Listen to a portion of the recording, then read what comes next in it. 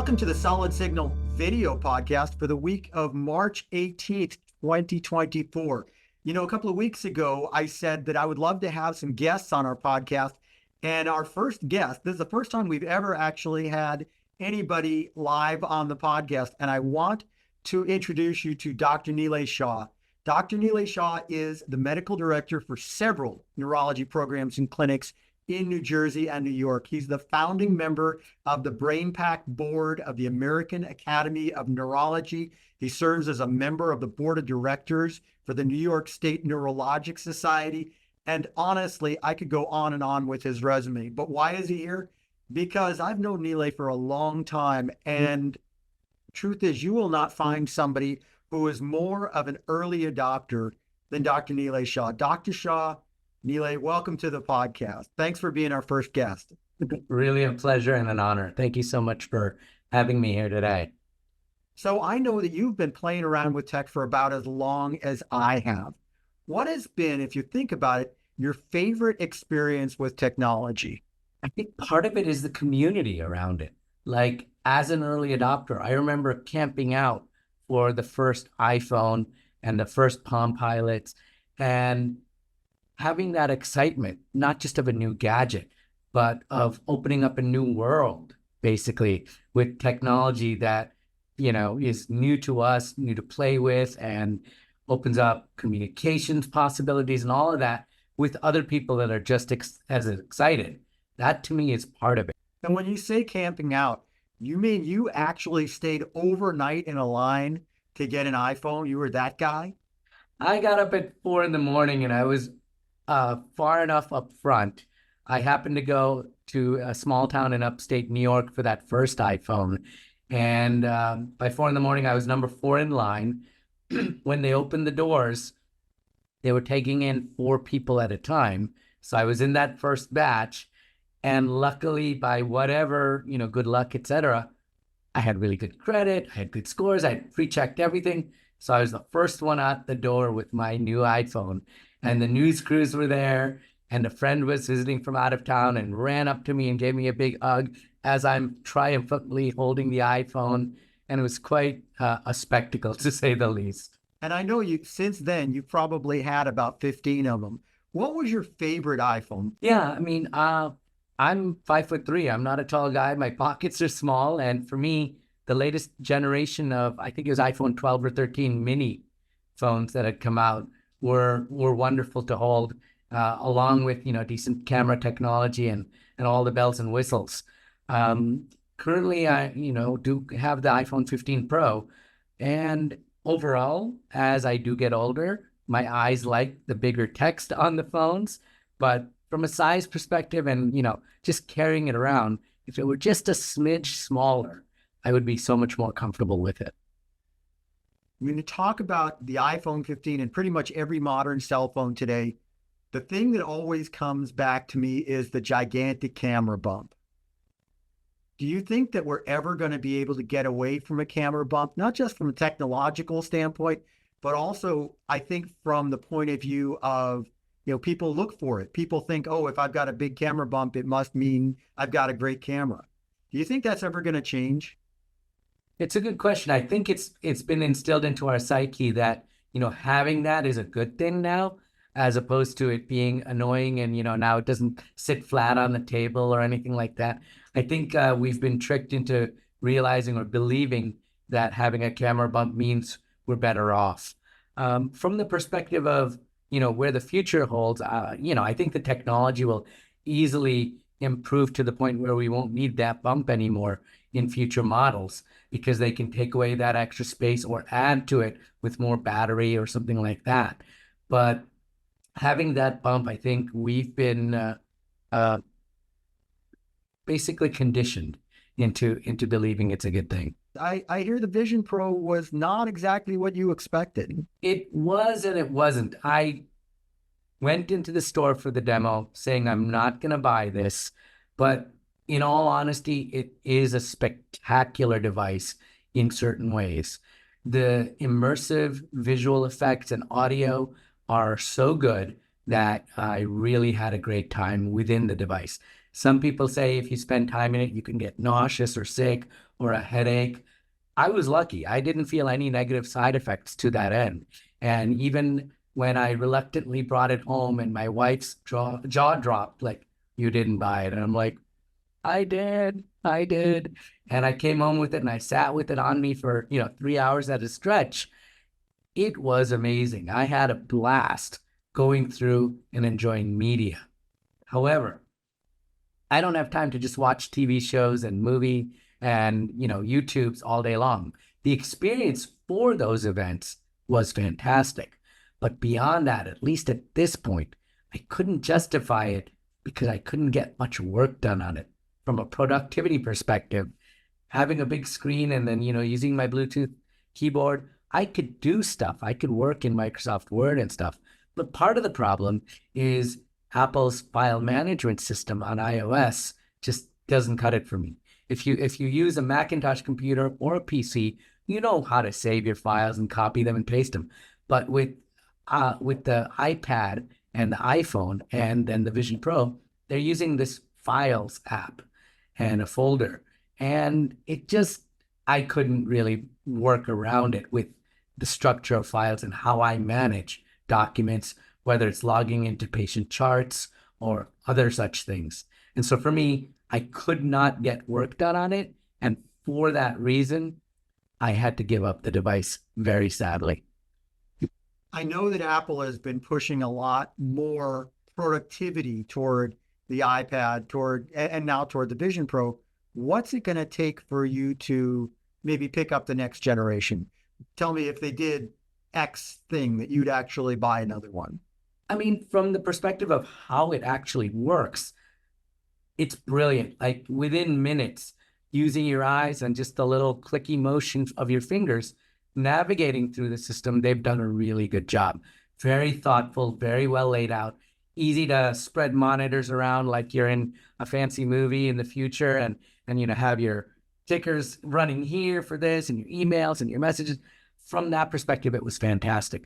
But from a file management perspective and from being able to be productive on it, I think it's still going to be a little bit of a challenge because it's using the more curtailed iOS operating system. As that gets more robust, I think it's going to work out within a generation or two. I definitely see that, as with all technology, as it improves, it'll get smaller, it'll get lighter, it'll be less intrusive. However, at least right now, aside from in my house, I'm not going to be that guy on the subway or the airplane with this big thing on or walking around the streets. It's just, it's too intrusive. It's too in everybody else's face. Like, look at me, I can do this and I can spend almost $5,000 on this gadget.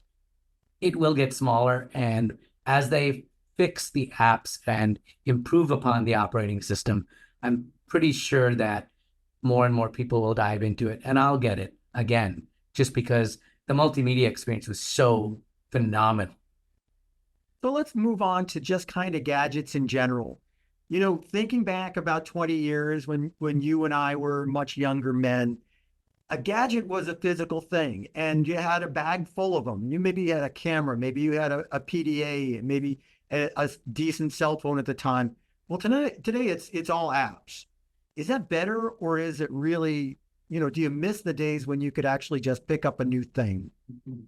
I think that there is something about that tactile feel of having a new toy in your hand, a new gadget, new ways to work the buttons or switches and interact with an actual device. Whereas with software, it's so two-dimensional that unfortunately, I think it doesn't strike those dopamine glands and receptors as much as gadgets used to in the past. And lately I have been noticing on my socials a lot more people talking about something called vintage computing, which it cracks me up. So yeah, as far as the vintage scene is concerned, I think that, it's natural for us to have some nostalgia towards the equipment that was at the start of the generation. And for people like you and me, it's in our lifetime that the whole computing era really broke out for the general public, as opposed to being just at academic centers or Department of Defense or research labs. So the first home computers is stuff that we actually grew up on. So there's that nostalgia associated with it. And then, having the younger generations pick up on it, I think that they also maybe have some element of, nowadays it's all new apps versus actual gear and hardware. And going back to the old gear and looking at it, it's almost quaint seeing that, we spent, $3,000 for a screen this small that was just barely color. And nowadays we have computing power that is hundreds of multiples of that in our pockets.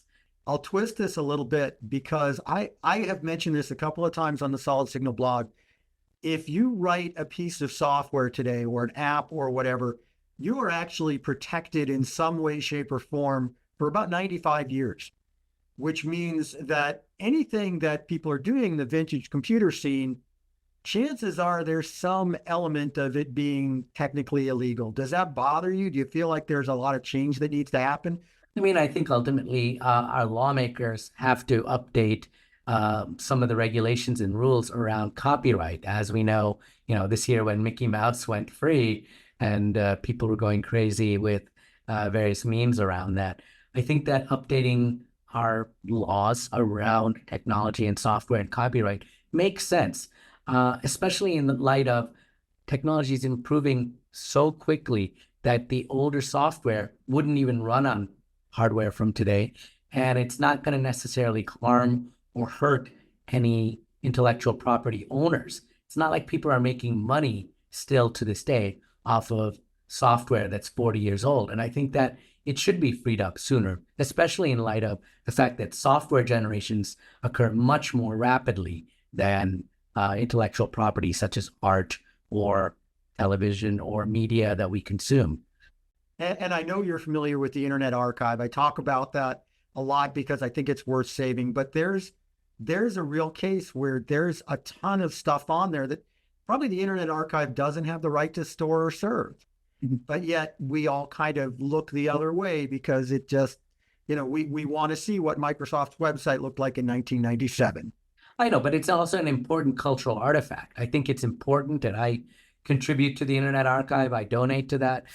Very important organization, in my opinion, because it does serve as an archive of all things digital from the internet that otherwise would be lost to time and we would have no clear, good records of it. And because it's digital data that can be saved in this way, why not take advantage of that?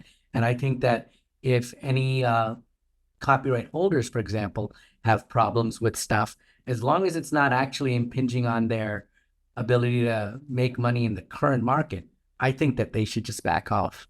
I like you, I support the Internet Archive. I do wish that they would take down some of the earlier iterations of the Solid Signal blog. I get a little embarrassed.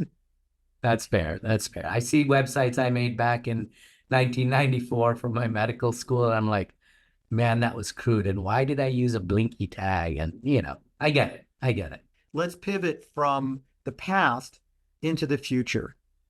What are you most excited about in the next year, 2 years, as far as technology is concerned, if anything? Personally, I think it's the integration of AI and machine learning and hardware. For me, simple example is, getting home automation is tricky because there's so many different flavors of it, whether you go with the Google ecosystem or the Amazon ecosystem or even the Apple. And there's plenty of knockoff brands, but trying to get, your darn light switch to automatically turn on when you walk into the room, sometimes it's far more complicated than it needs to be. And maybe, integrating AI, as it were, software into the mix of it all could really help these technologies work better in our lives to make them actually easier and simpler. Thinking about it as a medical professional, are you worried that AI is going to either cost jobs or create problems that we don't foresee? I think you're right in both regards. I think it will cost jobs for sure. But the idea is this: if we can get rid of more and more jobs and then come up with a way that humans can really just thrive in the way they want to as individuals, maybe that's a more perfect society. That is an amazing thing to think about. and probably a perfect time to end our podcast. I want to thank you, Dr. Shah, for all of your insights and for being the very first ever podcast guest on the Solid Signal podcast. Folks, if you want to be a guest on the Solid Signal podcast, all you have to do is leave a comment anywhere that you get this podcast. I will find it, or use the contact the editor link down at the Solid Signal blog, blog.solidsignal.com. And as always, remember that this podcast is sponsored by Solid Signal. Shop at Solid Signal for everything that you need to live your best digital life. And if you want to understand what real customer service is like, call us at 888-233-7563. That's it for the Solid Signal podcast, and I'll see you next week.